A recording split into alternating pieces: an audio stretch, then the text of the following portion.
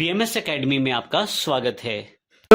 पिछले सेशन में हमने ऑफलाइन यूटिलिटी को पूरी तरह से प्रयोग करना सीखा। हमने ये देखा कि किस प्रकार मैनुअल बिल्ड्स के एंट्रीज हो सकती हैं या किस प्रकार एक्सेल या CSV फाइल या कॉपी करके डेटा को इंपोर्ट करते हुए हम अपनी रिटर्न्स की GSN फाइल को तैयार कर सकते हैं। हमने ऑफलाइन GSTR रिटर्न्स को लास्ट सेशन में देखा कैसे फिल कर सकते हैं। फाइनली उसे किस प्रकार से अपलोड किया जा सकता है हमारे ऑनलाइन डैशबोर्ड पे जो हमारे GSTR नेटवर्क की तरफ से मिला हुआ है। इस सेशन में हम बात करेंगे डायरेक्टली किस प्रकार से हम GSTR रिटर्न्स को फिल कर सकते हैं और आसानी से वेबसाइट पर जाकर डायरेक्टली बिना किसी ऑफलाइन यूटिलिटी के हम किस प्रकार से अपने रिटर्न्स को आसानी से भर सकते हैं। तो आइए शुरू करते हैं। यहाँ मैं gst.gov.in पर पहले से ही लॉगिन कर चुका हूँ। डैशबोर्ड से लॉगिन किस प्रकार करना है आप पिछले सेशन में देख सकते हैं। इसमें हमने यहाँ पे सबसे पहले सर्विसेज पे जाना है और यहाँ से रिटर्न्स और रिटर्न्स डैशबोर्ड आप सिलेक्ट कर सकते हैं किस फाइनेंशियल ईयर और किस मंथ की आप रिटर्न फाइल करना चाहते हैं। मैं अगस्त सेलेक्ट करके सर्च कर देता हूँ। यहाँ किस तरीके से आप अपनी रिटर्न को बनाना चाहते हैं। प्रिपेयर ऑफलाइन जो हमने लास्ट सेगमेंट में देखी थी, इस सेगमेंट में हम बात करने वाले हैं प्रिपेयर ऑनलाइन।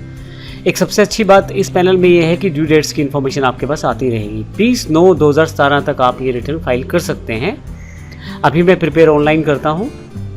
प्रिपेयर ऑनलाइन करते ही आपके पास लगभग वैसे ही ऑप्शन आने वाले हैं जो हमारे पास ऑफलाइन रिटर्न बनाते समय आए थे। हम यहाँ पे एक ब्रीफ इंट्रोडक्शन लेंगे सभी की दोबारा से ताकि क्लियर हो जाए सारा का सारा प्रोसेस। इसमें यदि आप देखें तो GSTN नंबर, पीरियड और इत्यादि बाकी सब चीज़ें हैं। नोट फाइल्ड है, अभी ड्यू डेट क्या है, वो सारी चीज़ें। और यहाँ पे एग्रीगेट टर्नओवर की जानकारी मांगी गई है, अप्रैल से जून की भी और पिछले फाइनेंशियल ईयर की भी। सबसे इम्पोर्टेंट पार्ट हमारे पास ये जो सेगमेंट्स हैं ये हैं। असल में यहाँ पे वही इन्फॉर्मेशन है जो हमने ऑफलाइन यूटिलिटी में फिल की थी, चाहे वो एक्सेल के द्वारा हो, CSV के द्वारा हो या मैनुअली हमने इन्वॉइसिंग अपलोड की हो। सबसे पहले हमें B2B इन्वॉइसेस को यहाँ से फिल करना है। उसके पश्चात B2C लार्ज 2.5 लाख से ऊपर वाले, फिर credit debit notes registered users को या रजिस्टर्ड डीलर्स को हमने दिए हैं जिन पे GSTN नंबर हैं, फिर अनरजिस्टर्ड को क्रेडिट डेबिट नोट और साथ में अगर कोई रिफंड नोट या रिफंड वाउचर दिया है। एक्सपोर्ट की इन्फॉर्मेशन है, B2C अदर्स की इन्फॉर्मेशन यहाँ पे है और यहाँ पे 8A, 8B, 8C, D के अंतर्गत अगर आपने नील रेटेड सप्लाई या एग्जम्प्टेड अमाउंट या नॉन GST अमाउंट का कोई बिल या वाउचर किसी को दिया है तो उसकी इन्फॉर्मेशन भी यहाँ पे देंगे आप। फाइनली टैक्स लायबिलिटी की इन्फॉर्मेशन आपके पास यहाँ पे आने वाली है। अब सबसे पहले मैं यहाँ B2B पे क्लिक करता हूँ। आपके पास यहाँ पे बिल्कुल वैसे ही एक प्रोसेस ओपन हो जाएगा जैसे हमारे पास ऑफलाइन यूटिलिटी में था। मुझे ऐड इन्वॉइस करना है।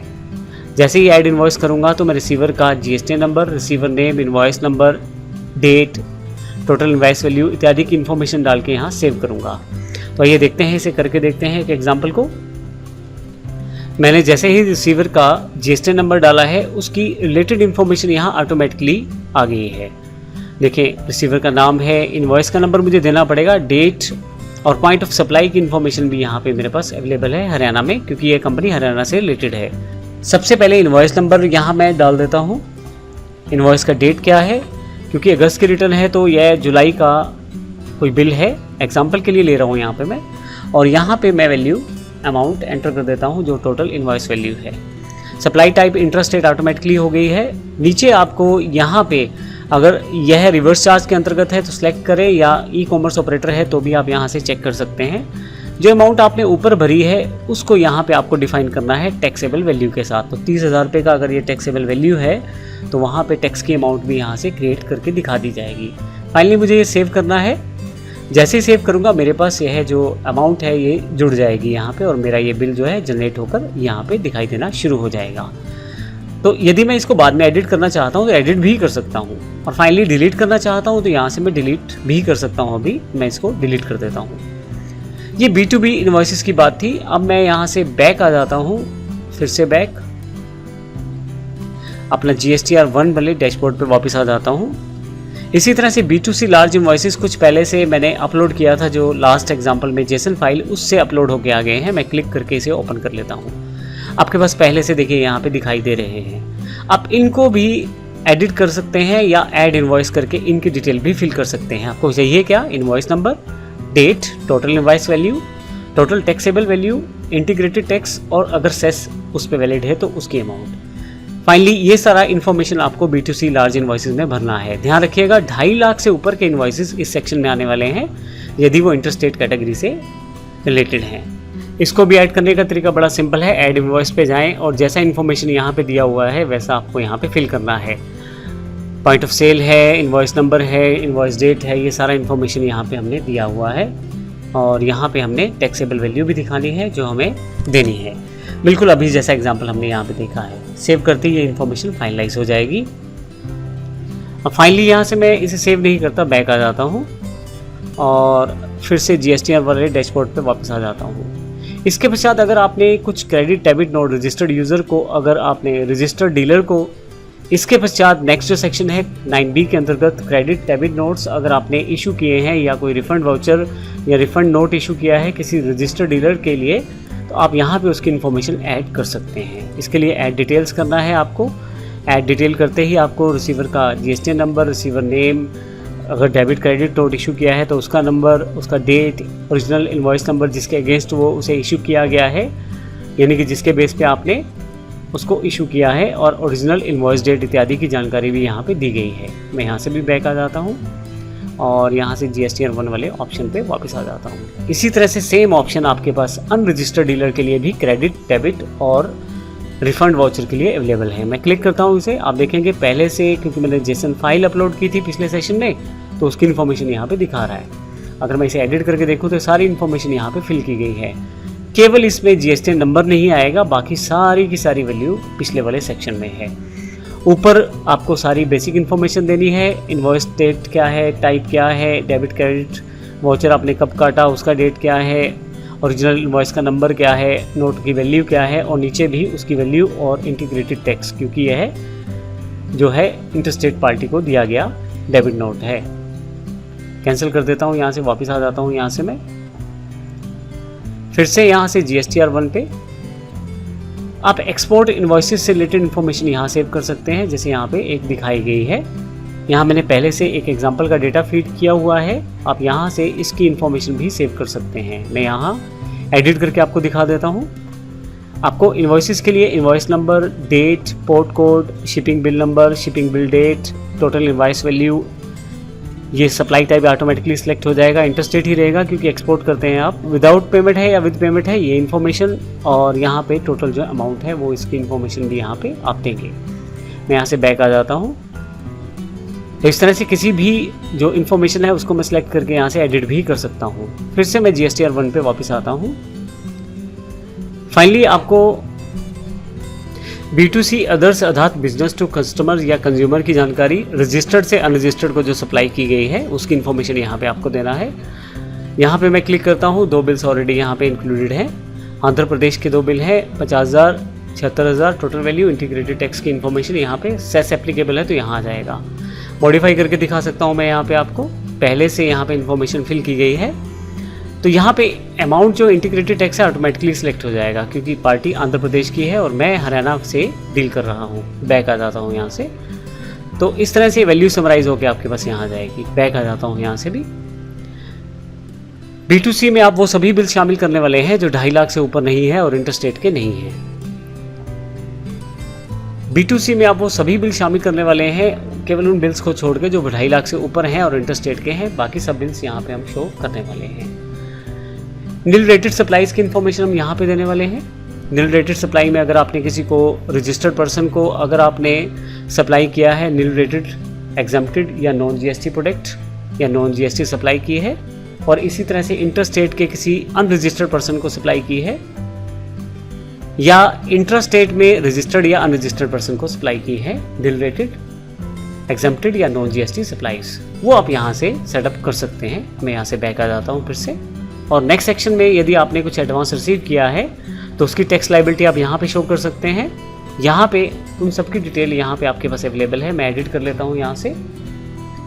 जब मैं एडिट करता हूँ तो यहाँ पे आप देखें कि जो मेरे पास सिलेक्शन है वो ग्रोस एडवांस रिसीव बताना है मुझे, जो टैक्स है वो भी मुझे दिखाना है और उसकी इन्फॉर्मेशन यहाँ सेव हो जाएगी। बैक कर लेता हूँ। ये वो एडवांस है जो आपने ले लिया है और अभी आपने बिलिंग या इन्वॉइसिंग नहीं की है।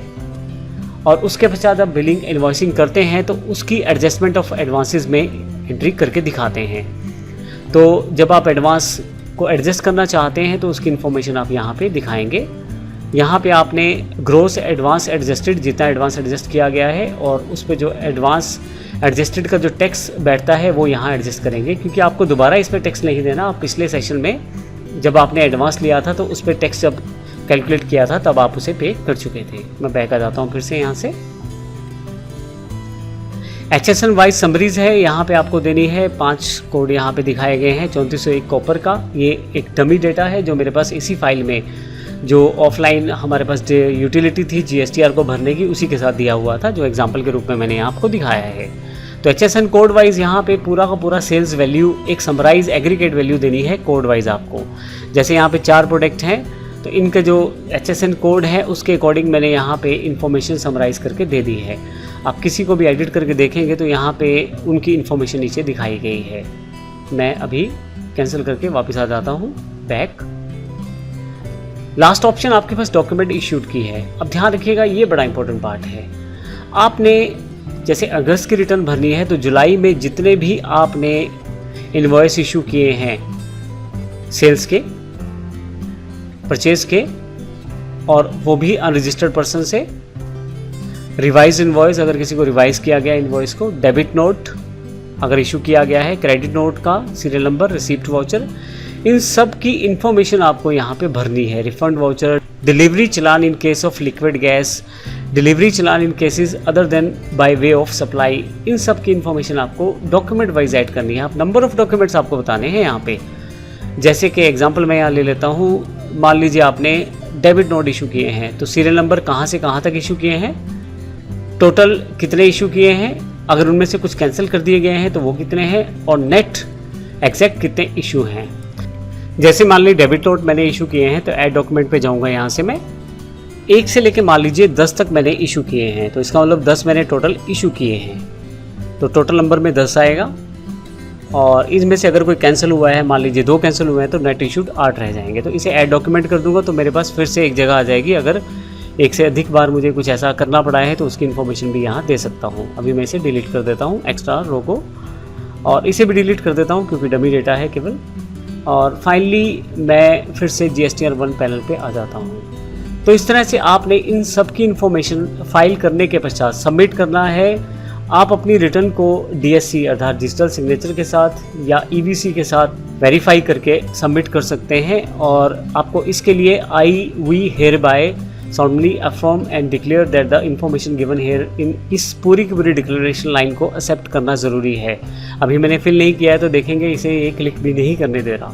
तो जब आप फाइनली फिल कर देंगे तो केवल सबमिट करना है, आपकी रिटर्न ऑनलाइन सबमिट हो जाएगी।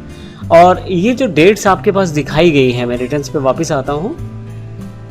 आप देखें तो जो डेट्स दिखाई गई हैं उसके अकॉर्डिंग आपको ध्यान रखना है कि आपको जो रिटर्न्स हैं उसके अकॉर्डिंग ही वर्कआउट करनी है। आप ध्यान रखिएगा, रिटर्न्स अगर डेट के बाद फाइल की जाती हैं तो उस पर अलग से जुर्माना रहता है, अलग से आपको पेनल्टी देनी पड़ती है। तो जब आप GSTR 1 फाइल कर देंगे तो GSTR 2 आपके पास ऑटो पॉपुलेटेड यहाँ आ जाएगी, व्यू करके देख पाएंगे। फाइनली अगर कुछ चेंजेस है तो सबमिट कर सकते हैं। और लास्ट में GSTR 3 से आप अपने आप को यहाँ से फाइनल इनपुट टैक्स और आउटपुट टैक्स की इंफॉर्मेशन को कलेक्ट करते हुए अपना टैक्स पे कर सकते हैं। तो इस प्रकार से ये रिटर्न का पूरा सेक्शन था जिसमें हमने सीखा कि रिटर्न्स को ऑनलाइन और ऑफलाइन किस प्रकार भरा जा सकता है। और इसके अलावा मैं आपको ये भी बता दूं कि GST 1 जुलाई से इशू हुआ है और यह रिकॉर्डिंग लगभग अगस्त के एंड में की जा रही है। अगर कुछ भी नया प्रोविज़न ऐड होता है या कुछ भी चीज़ें मॉडिफाई होती हैं तो उसकी इन्फॉर्मेशन आप हमारे चैनल से प्राप्त कर सकते हैं। इसके लिए आप www.smartosystems.in या www.issstworld पर जाकर भी इसकी जानकारी ले सकते हैं। धन्यवाद।